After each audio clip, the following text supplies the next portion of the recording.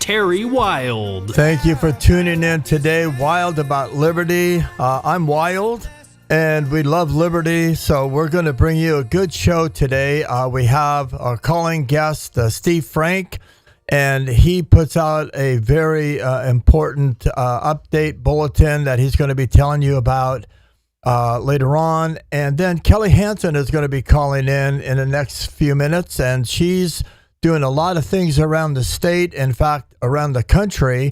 And so she's coming to our area of the neighborhood in a few weeks. So we're going to be talking to her about what she's doing. Thanks for tuning in.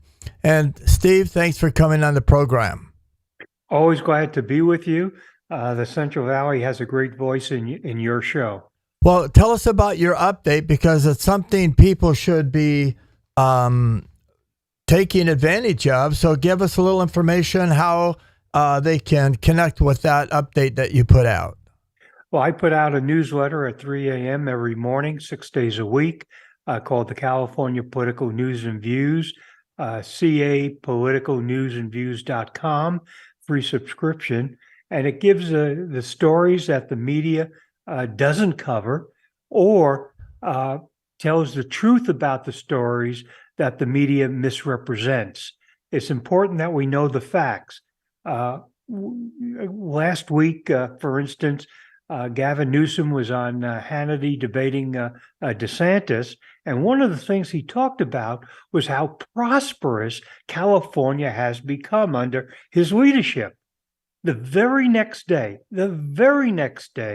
it was announced by the Legislative Analyst's Office that the budget deficit for 2 years, this year and next, is going to be $58 billion. That was last week, $58 billion.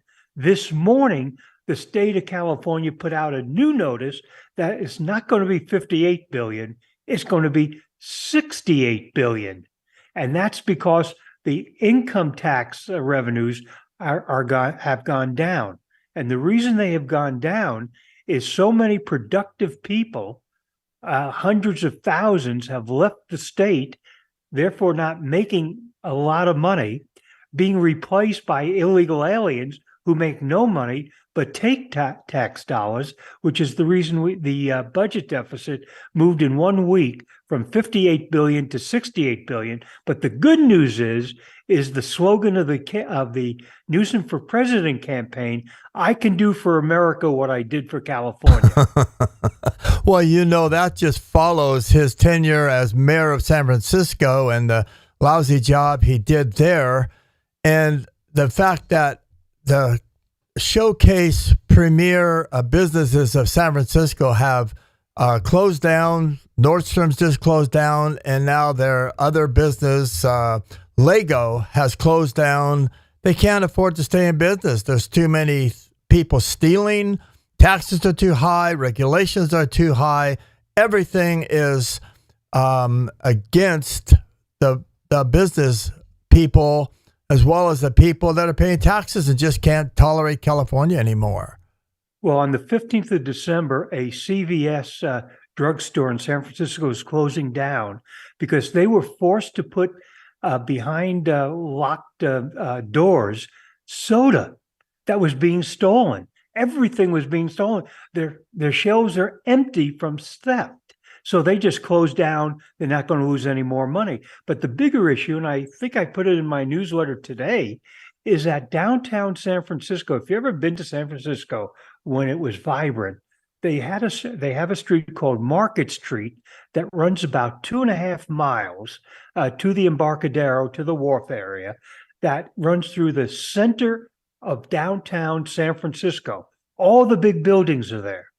Several years ago, and it was started by Newsom, they started closing off streets to cars.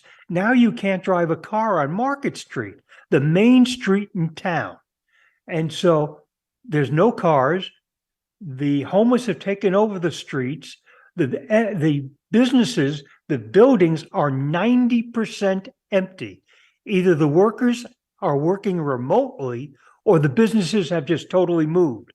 So the whole downtown area is a total graveyard, and there are no cars there. And so nobody even sees it anymore unless you want to walk among the homeless and the illegal aliens. But of course, as DeSantis showed, if you do so, do not look up at the skyscrapers. Look instead at the ground so you don't step in the poop. Exactly. Well, the upshot of that is people are finally, I think, waking up and taking notice. They're saying that I've had enough of this stuff, and we might be in a position to really have some big gains in California because people have just had enough. And for example, here in the Valley, my wife shops at Walmart like most other people do. And now that entire aisle at Walmart has cages on it for their laundry soap because everybody is taken off out the door with 2 hands filled with laundry soap. So you have to put cages on the aisles in order to keep people from stealing. So it's migrating right here in the Central Valley. So yeah, people have had enough, but we still have to get them to the ballot box, Steve, and we have to get our message out to people. And so we're going to be hearing from Kelly Hansen in a little while, and I'd like to hear her perspective. But what's the strategy for us to get people to the ballot box for 2024? Well, here's the big problem, and I'll make it kind of personal. Last Saturday night, my wife and I went out to dinner with a group of people our own age, and we've been doing this the first Saturday of every month for years with the same group of people. And I had made mention something about what was going on in Israel and Hamas and the rallies here in this country supporting Hamas. And one of the ways, a very nice Christian lady, wonderful person. Well, I don't know anything about that. I don't read the newspapers. I don't watch the news. I'm not interested. And I said, well, how do you vote? Oh, I just vote, but I'm not interested in anything dealing with government or public affairs, nothing. So how does she vote? And the biggest problem, Terry, is not merely the apathy of people like her, but the fact, and I've said this, if you were telling me that you wanted to run for the assembly, I would say, well, I'll give you some stuff to think about. And then I would say, my theory is you never go broke underestimating the intelligence of the voter. And this nice lady is an example of how unintelligent and unwilling to learn what's happening around. As long as she's comfortable, as long as she could go to church and have her Bonko games on Thursday and her reading club on Wednesday and her women's group at church during the week, she's happy. She doesn't care that the world is falling out around her. And that's the biggest problem we have. It really is. But the thing that we're finding that's going on here in the Valley is there's a glimmer of hope in the Hispanic community. For example, they have traditional Christian Judeo values. They're family oriented. They're looking out for their kids. So we have the Hispanic community that's offering a way to get them to the ballot box voting for Republicans and conservatives. So that's encouraging. The other thing is the school situation has gotten so bad, and people, again, they've had enough. They're waking up, and now there's a big movement going on with this new organization called Moms for America.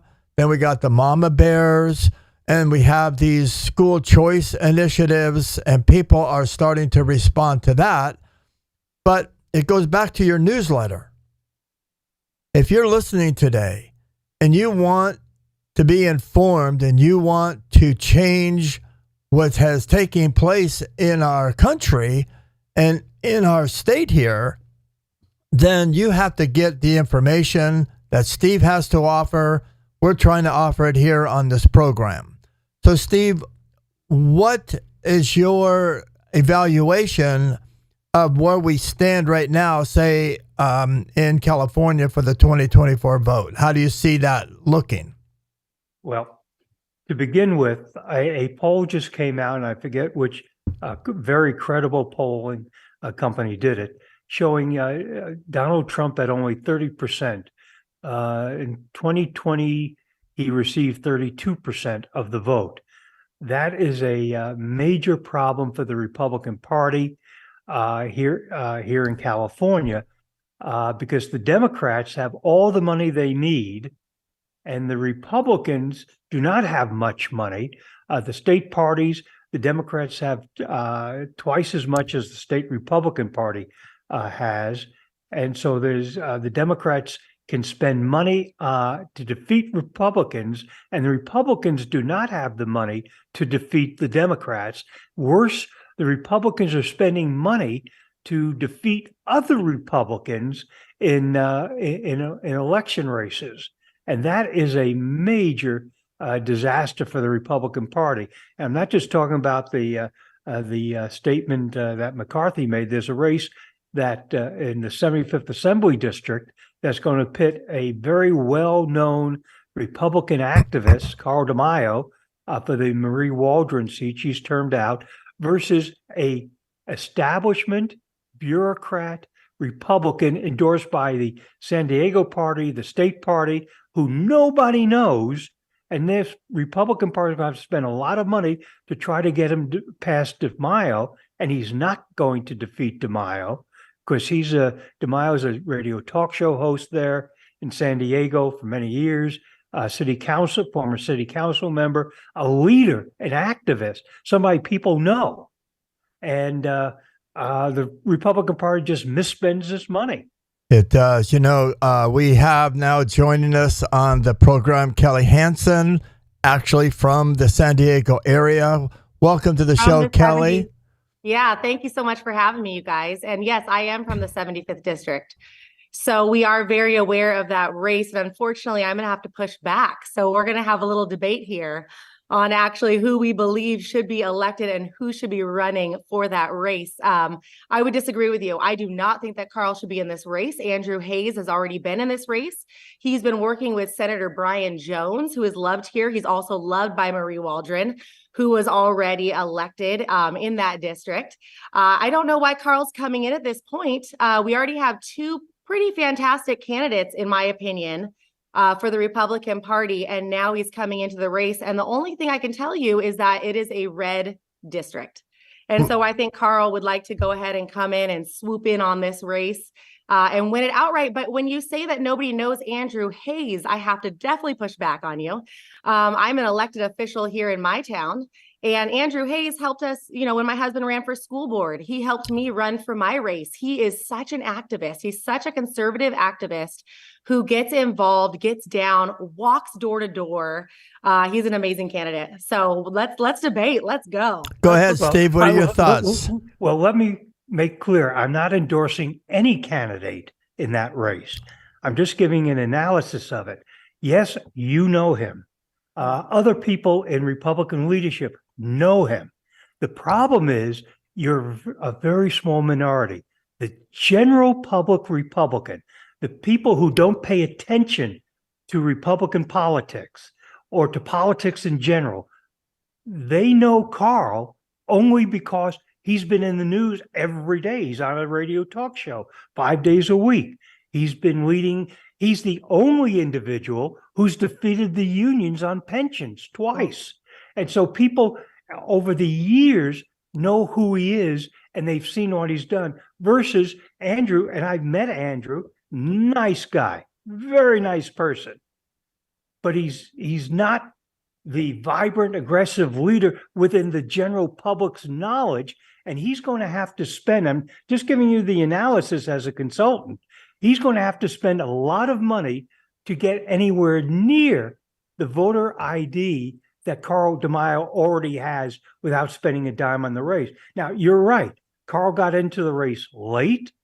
I was just on a call with somebody giving me an explanation as to what happened there, why he did it. But the fact is he's in the race. And it's going to be a race between those two individuals. And I would not be surprised if unless the Democrats put some money into a Democrat candidate for assembly in that race, I wouldn't be surprised if the general election top two will be DeMaio versus Hayes. Yes. What do you think, Kelly? Absolutely. And when you talk about name recognition, and you're talking about a large scale, we're looking at just the 75th district. So when you say that Carl has a lot of name recognition, he has a lot of followings, absolutely. And you guys are in Northern California, you're seeing a lot more about him. However, here in the San Diego County, in the 75th district, he is very, very well known.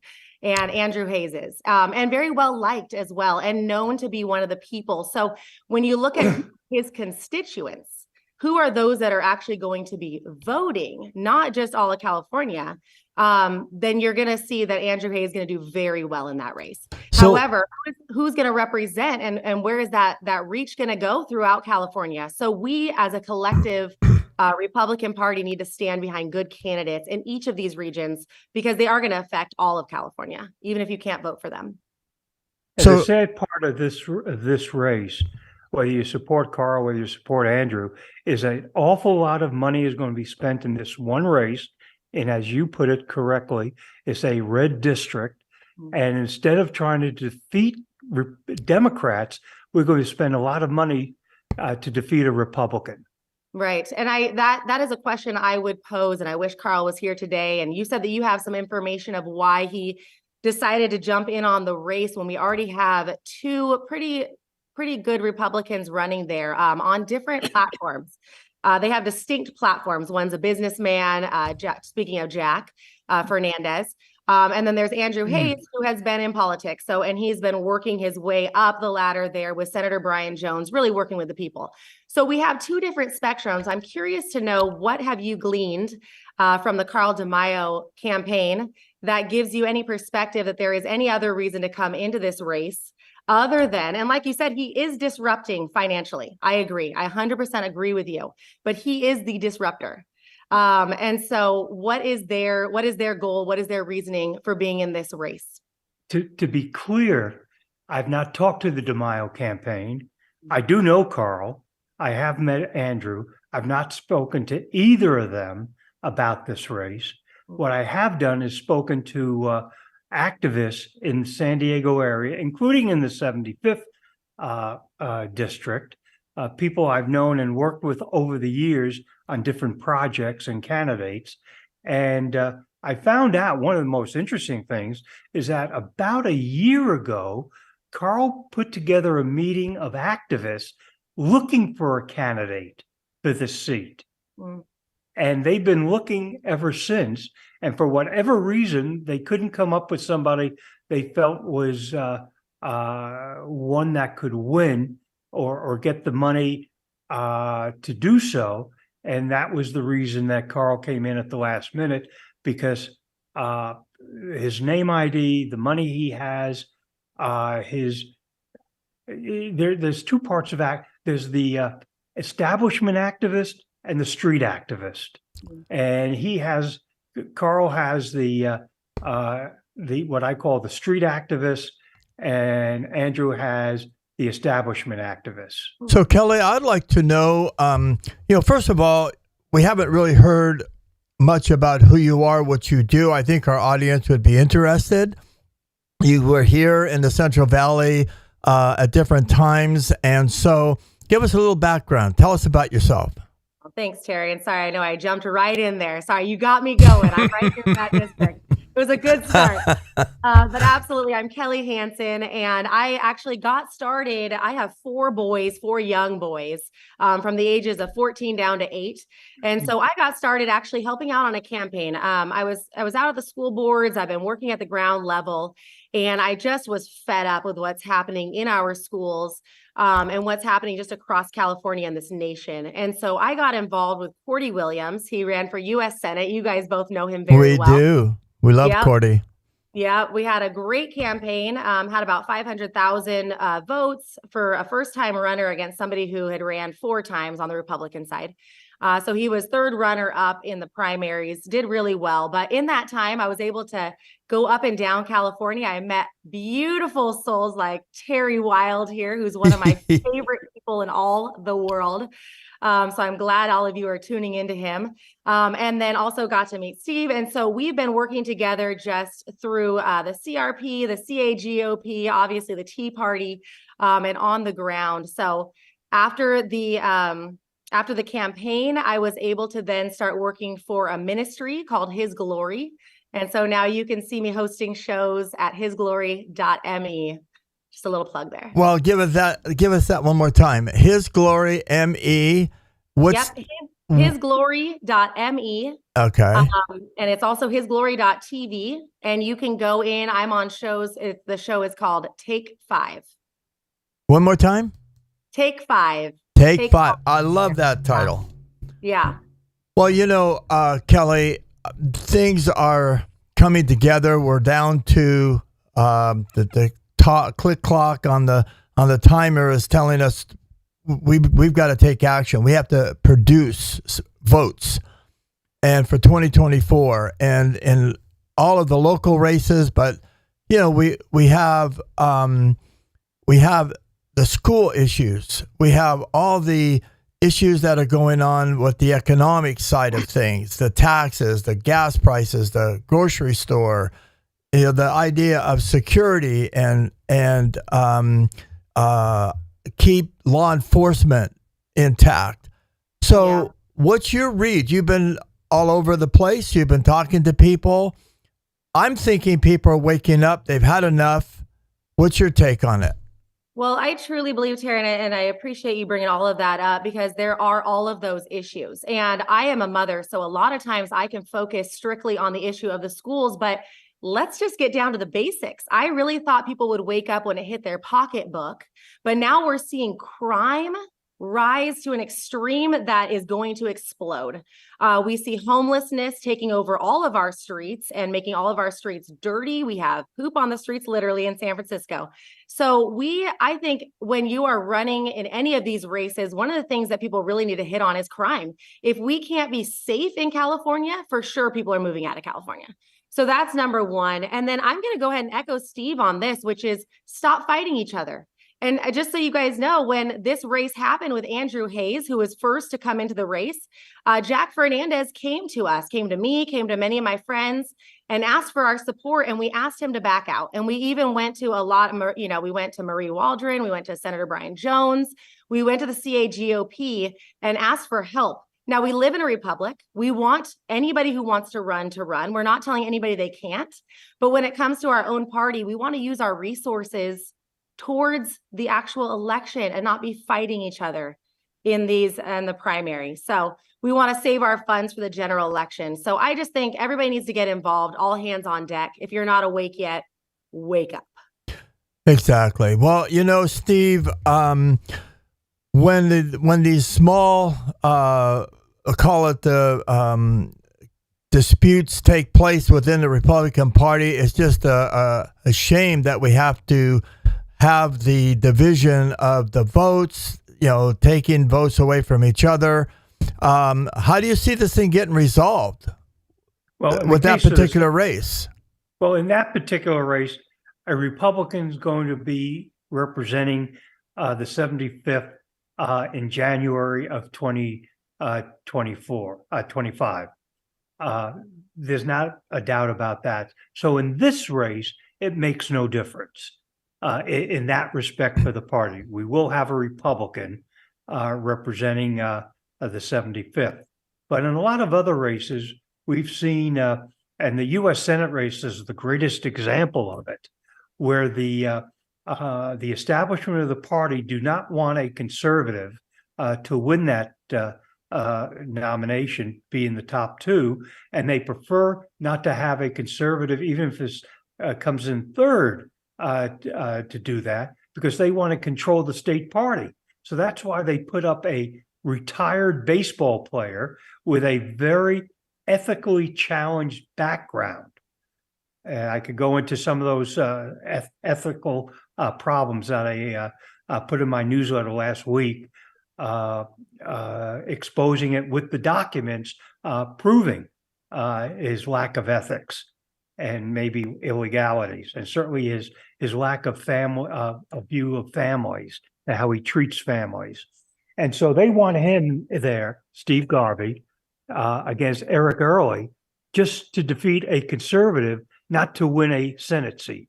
And throughout the state, we see the establishment and the CRP promoting candidates. I'll give you another example. In the Santa Clarita Valley up to the Lancaster, Palmdale, Antelope Valley, there's a Senate race that Scott Wilk is retiring from because of term limits.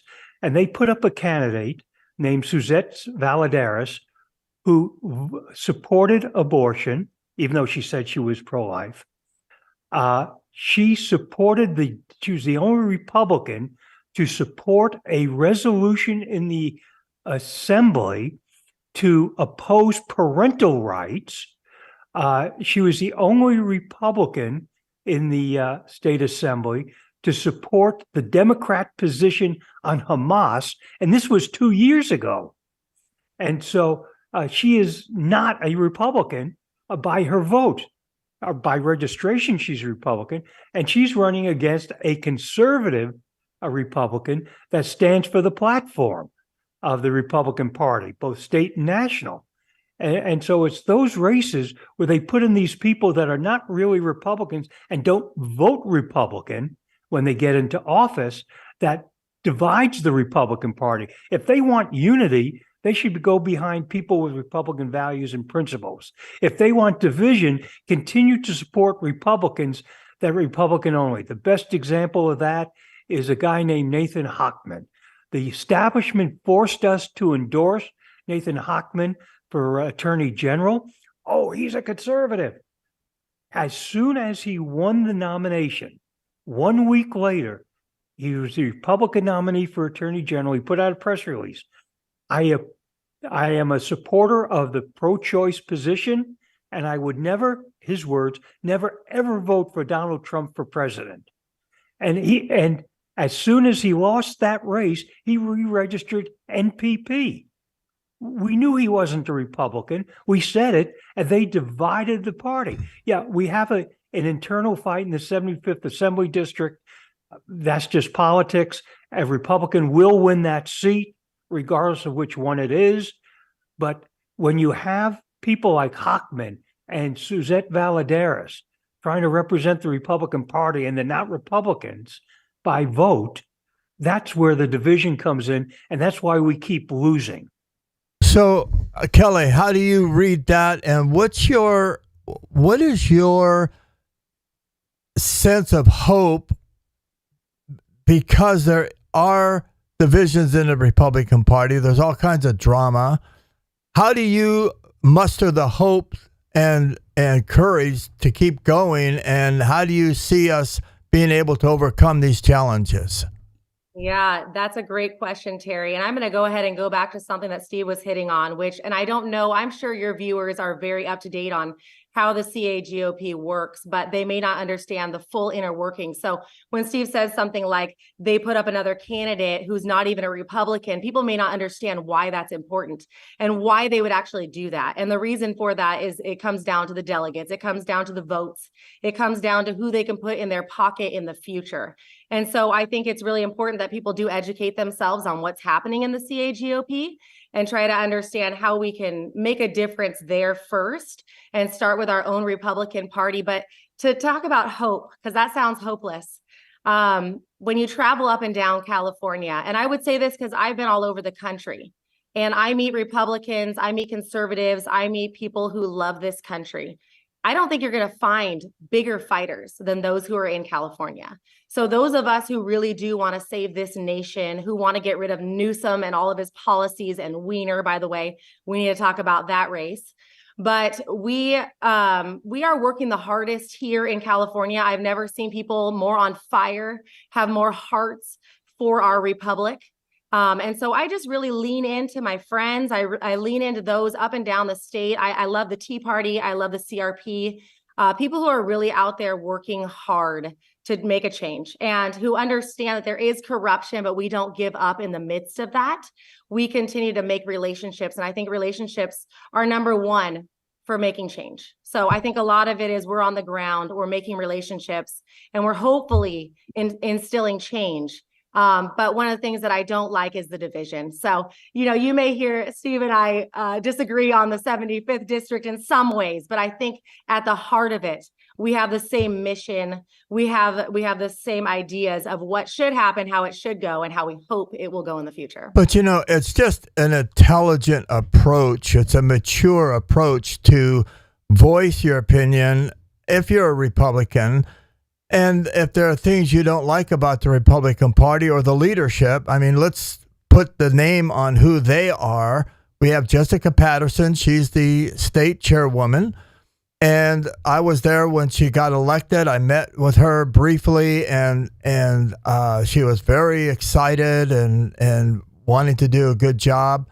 But she's made a lot of choices that I can't support and things that she's doing that I wouldn't want anyone to do. So I think it's okay to put the name out there and just say, Jessica Patterson isn't doing the job I want the state chairwoman or the state chairman to do.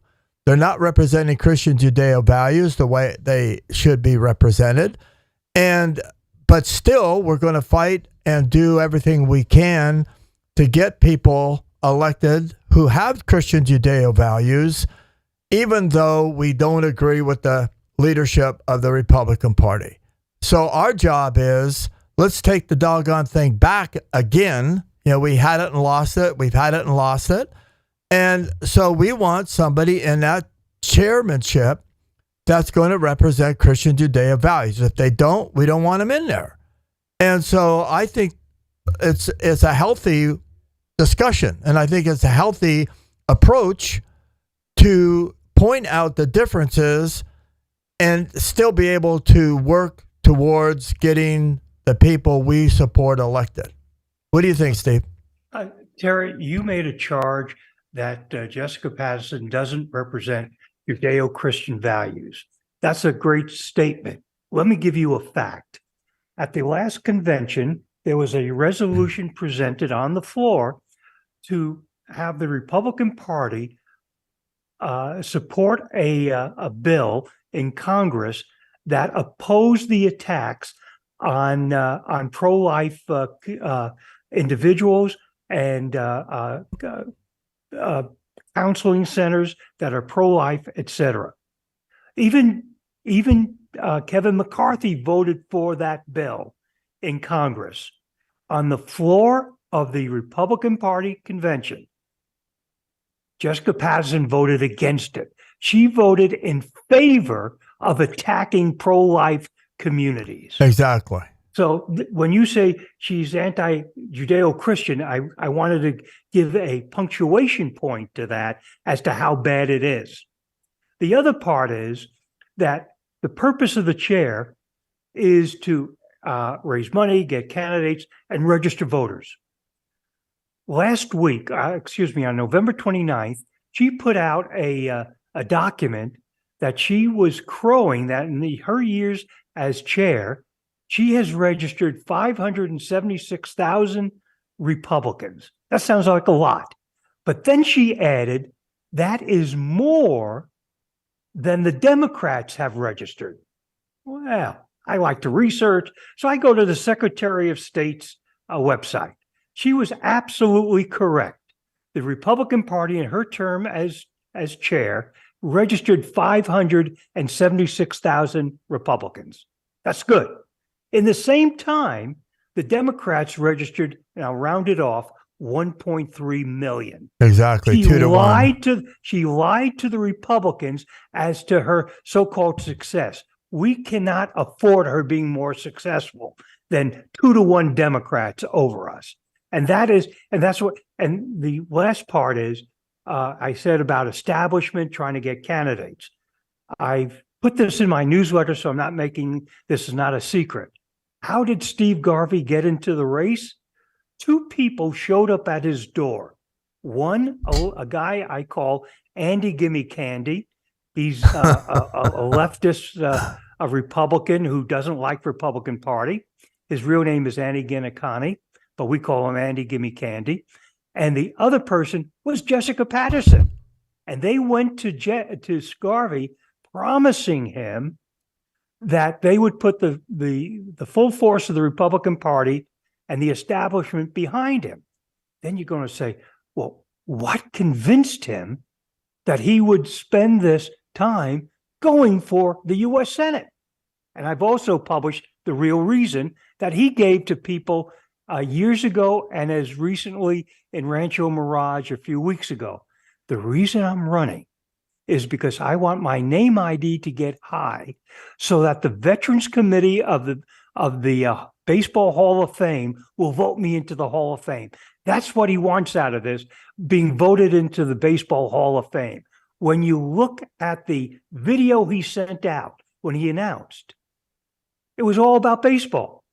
When you read the press release that's recently been sent out, it's about what a great player he was. And he was a great player. There's no doubt about that. Should he be in the Hall of Fame or not? I don't know. But you don't use a U.S. Senate race to get into the Baseball Hall of Fame. They call that politics. Right. But Kelly, let's go back to the idea that you can be a loyal, committed Republican and not like the chairperson and not like the leadership. There's nothing so crazy about that. But what I get a lot of here is you have to march in line, follow the leadership, don't complain, be a loyal soldier. And I think that's just about insanity. I mean, why would you expect that? Nobody would do that for you if they disagreed with your policy. So why would we as conservatives, as Christians, want to express loyalty to things we don't agree with? What's your thought? Well, I really think that it does come down to what Steve was saying. You have to do your own research. There's so much hearsay when you go to those conventions and you make friends and they have an opinion. And I think a lot of it is kind of a friends group. People get stuck, and it's just, it's humanity. People get stuck in wanting to be liked. And so they get stuck maybe in a group. And once they start to see that they disagree, it's hard for them to stand up and say, hey, I disagree. I'm going to go to a different path. I'm going to speak out on this. And I think it's easier for somebody like me. I have 4 sons. So if we lose our Republican Party here in California, there's no place for us.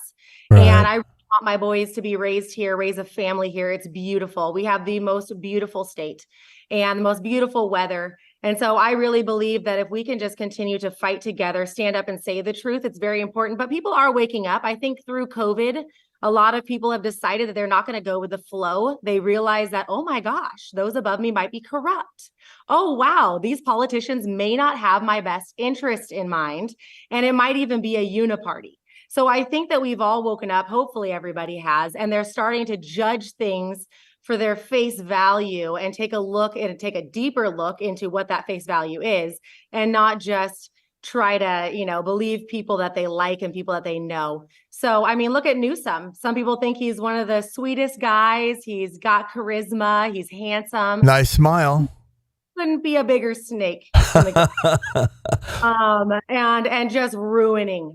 He is. The clock is ticking. We're just getting down to about 1 more minute left in the show. And so, Kelly, give us your organization again. Tell us about your show and the website, how people can get to listen to your program.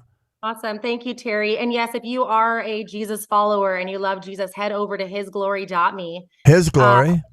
His glory. Yeah, just like his glory. Amen.